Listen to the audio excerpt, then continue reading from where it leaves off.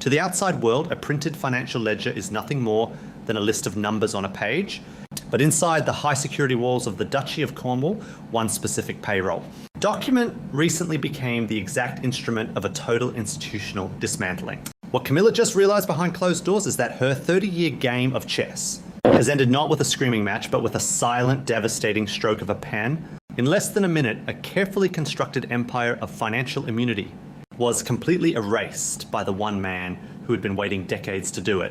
The sisters she had enriched, the allies she had protected, and the network she had built were stripped of their royal access and pushed out the side door of history. This is the story of the illusion of absolute power colliding with the cold reality of commercial desperation.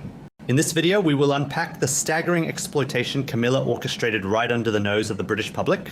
We will examine the secret administrative paper trail Prince William quietly uncovered when he assumed control of the royal estates. We will look at the ruthless, silent execution of his retaliation and the devastating realization currently haunting Camilla. The realization that she actually owns nothing and controls no one. To understand the magnitude of this collapse, you have to look at the towering illusion Camilla built. For over 3 decades, she executed one of the most successful public relations rehabilitations in modern history. She transformed herself from the most hated woman in Britain, the shadowy third person in a doomed marriage, into the Queen of England. She wore the crown, she demanded the curtsies. She slowly and methodically worked to erase the legacy of Diana from the institutional memory of the palace. She genuinely believed she had Charles completely controlled, and by extension, she believed she had the entire royal apparatus wrapped around her finger. During the years Charles was the Prince of Wales, Camilla operated with untouchable arrogance. She elevated her own non-royal children into the aristocratic orbit. She secured unprecedented privileges for her inner circle. She looked at the monarchy, not just as a marriage, but as a commercial vehicle to sustain her family. She lived in a bubble of absolute security, convinced that her proximity to the future king meant her status would never be challenged. It is easy to feel invincible when you are shielded by a man who refuses to tell you no. That was the height of her power right before the floor fell out from under her. The trigger for this institutional reckoning was not a public scandal, but a quiet administrative inheritance. In September 2022, the Queen passed away and Charles ascended to the throne. But what looked like a routine administrative update was actually a total dismantling of Camilla's empire. The moment Charles became king, he had to surrender the Duchy of Cornwall. The duchy is not just a ceremonial title, it is one of the most powerful and secretive private estates in Britain. It is a billion-dollar commercial enterprise that generates millions in liquid cash every single year. It controls a vast network of properties, land, and payrolls, and in an instant, all of it landed directly in the hands of Prince William. When William took control, he did not rush to the press. He did not issue angry statements. He simply sat down and looked at the payroll like a man who had been waiting his entire life for this exact moment. What he found, buried in the documents, was the forensic proof of staggering exploitation. For nearly 2 decades, Camilla's younger sister Annabel Elliot had been sitting comfortably on the duchy payroll. She had been handed a lucrative royal contract managing the interior design of duchy properties across the country.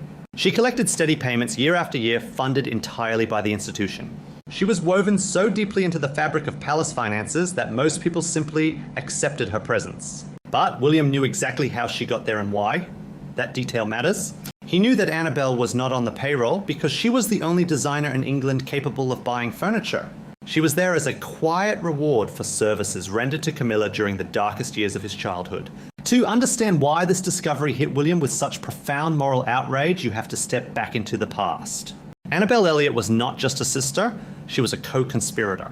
During the years when Diana was trapped in a collapsing marriage slowly sinking into depression and fighting to stay alive, Annabel provided the safe house for the affair. Her country home in Dorset was the secret staging ground for Charles and Camilla. While Diana was left alone with 2 small boys, Annabel was opening her doors to facilitate the betrayal. There was a documented evening during those years when Charles arrived at Annabel's home in a blind rage triggered by something Diana had done. The entire house was walking on eggshells. Camilla could not calm him down. It was Annabel who stepped in, looked Camilla in the eyes, and told her that Diana did not even come close to her. She then pushed Camilla into the bedroom with Charles and closed the door. This was not a woman who reluctantly tolerated an affair. This was a woman who actively managed it. She looked at the emotional destruction of a young mother and decided it was entirely worth the cost. And her reward for helping to destroy the Princess of Wales was a 20-year open checkbook courtesy of the Duchy of Cornwall. The money was the administrative trick, but the deep emotional betrayal was what she did to Diana. William never forgave that. He was 11 years old when the infamous recorded phone calls between Charles and Camilla leaked to the public. He was a boy who sat inside a life he could not escape, watching his mother be systematically dismantled by a network of people who smiled for the cameras and then plotted behind closed doors. He grew up knowing the names and faces of every single person who covered for his father and humiliated his mother. He remembered everything. For years, William carried that pain quietly. He performed his duties. He stood on balconies next to the people who broke his mother's heart. He mastered the art of weaponized restraint. But the moment the Duchy of Cornwall became his property, the rules of engagement changed permanently.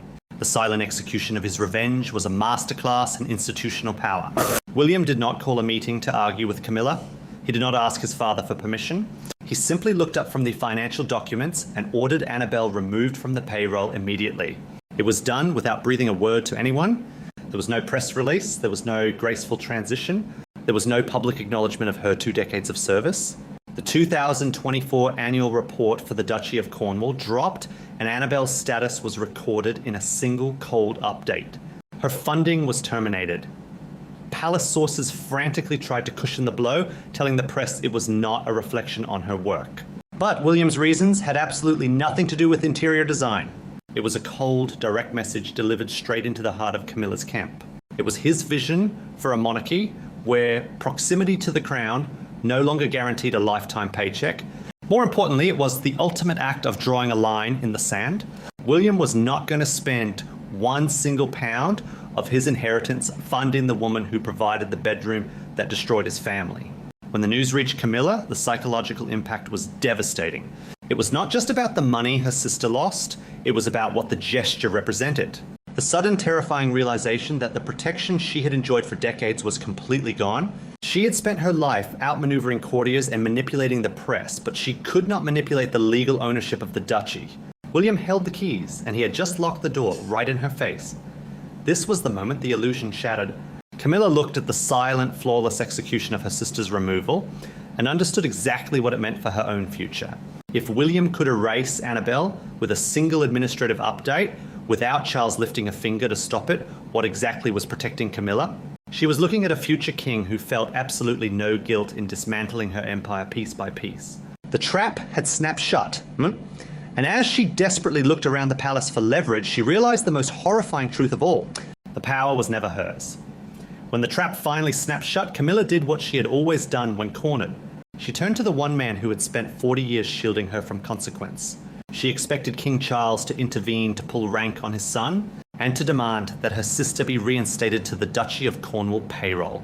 For decades, Charles had chosen Camilla over everyone. He had chosen her over his first wife, he had chosen her over public opinion, and he had historically chosen her over the emotional well-being of his own children. But this time the dynamic had fundamentally shifted. Charles is an aging monarch battling a severe cancer diagnosis. He is staring down his own mortality and the inevitable transition of the crown. When Camilla went to him for protection against William's financial retaliation, Charles did not explode in her defense. He did not overrule his heir. Instead, he offered a devastating, agonizing silence. That silence was the psychological climax of Camilla's 30-year campaign. It was the absolute confirmation that the invisible shield protecting her empire had dissolved. Charles could not force William to spend his own duchy funds, and more importantly, he no longer had the energy or the institutional capital to fight his son on her behalf. William holds the keys to the future, and Charles knows it.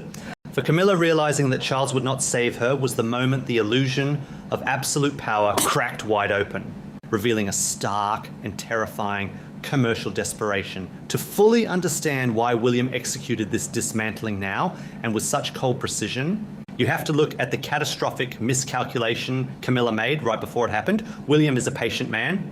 He is capable of carrying deep historical pain without letting it break his composure. But there is one absolute red line in his life, and that is Catherine. William loves his wife with a fierce protective intensity. She is the one person he will not allow anyone to touch, undermine, or disrespect. Camilla, feeling her own power peaking as queen, failed to read the room. Instead of securing her position quietly, she attempted to assert territorial dominance over the Princess of Wales. The world witnessed a chilling glimpse of this behind-the-scenes warfare during a state visit at Windsor Castle with President Trump and Melania. As Catherine fell into a natural, warm conversation with the First Lady, Camilla approached, and the dynamic immediately soured. On camera in front of visiting dignitaries and international press, Camilla swept her hand toward Catherine in a sharp, dismissive motion, essentially waving the future Queen of England out of the way, like a staff member standing in the wrong spot. Catherine, ever the diplomat, obliged and stepped aside, but William watched it happen in real time. He watched the woman who had tormented his mother attempt to exert that same calculated cruelty onto his wife. William did not scream. He did not leak a complaining story to the tabloids. He retaliated with the most devastating weapon in the aristocratic arsenal protocol.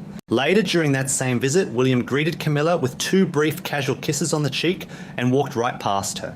To the untrained eye, it looked perfectly normal, but in the highly calibrated world of the monarchy, it was a seismic insult. As a senior royal, Camilla was owed a formal bow of the head from William. He refused to give it. He stripped her of the deference she had spent 3 decades fighting to secure, treating her instead like a distant, bothersome acquaintance. It was a loud, undeniable statement delivered without a single word. He was no longer playing the game. At the exact same time, William was drawing his line in the sand. The darkest ghost of Camilla's past was walking directly back into the daylight. Andrew Parker Bowles.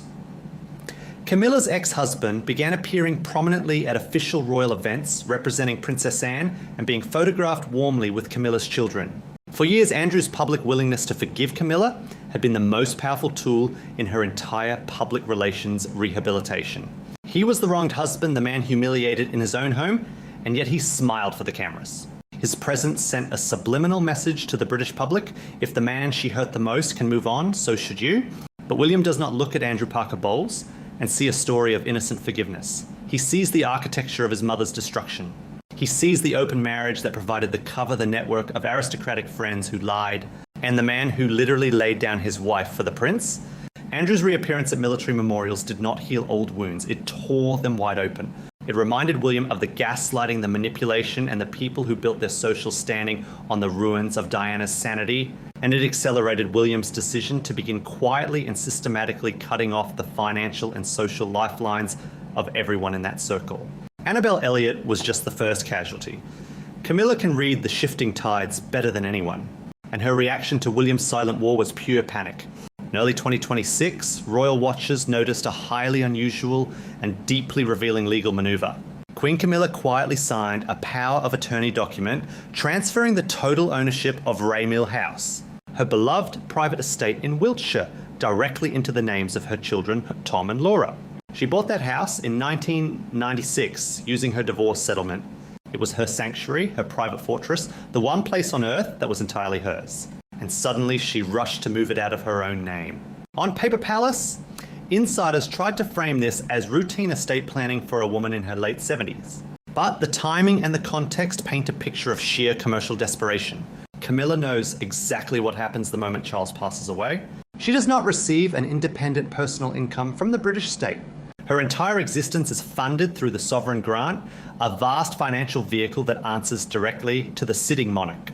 When William becomes king, he controls the sovereign grant. He controls the royal properties. He controls the access. Palace officials have already quietly confirmed that Camilla is not guaranteed a grace and favour home like Royal Lodge. By legally transferring Raymil House to her children, she was desperately attempting to move her most valuable asset beyond William's reach before he ascends the throne. She looked at how easily and silently William erased her sister's 20-year income, and she realised he could do the exact same thing to her.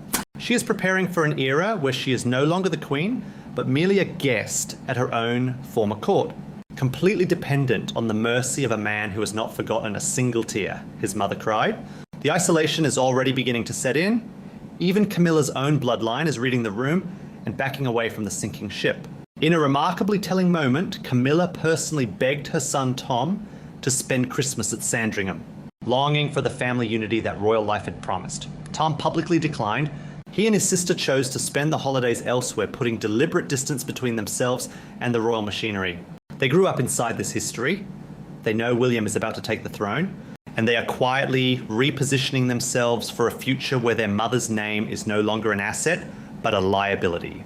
For 30 years, Camilla played the longest, most ruthless game of chess in modern royal history, and for a brief moment she won. She wore the crown, she took the titles, and she demanded the respect she felt she was owed. But she fundamentally misunderstood the boy who walked in silence behind his mother's coffin in 1997. He did not forget. He did not forgive. He simply grew up, learned the machinery of the institution better than she ever could, and waited for the ledger to fall into his hands. William is not acting out of emotional rage. He's acting with the devastating precision of an institutional architect restoring order. He is restoring Catherine to her rightful, untouchable place. He is cleaning the house of the enablers who profited from his family's tragedy. And as Camilla sits in the echoing halls of the palace holding a crown that suddenly feels terribly heavy, she is finally learning the most brutal lesson of all. You can manipulate your way to the throne, but you cannot manipulate the man who owns the ground it sits on. Thank you for watching.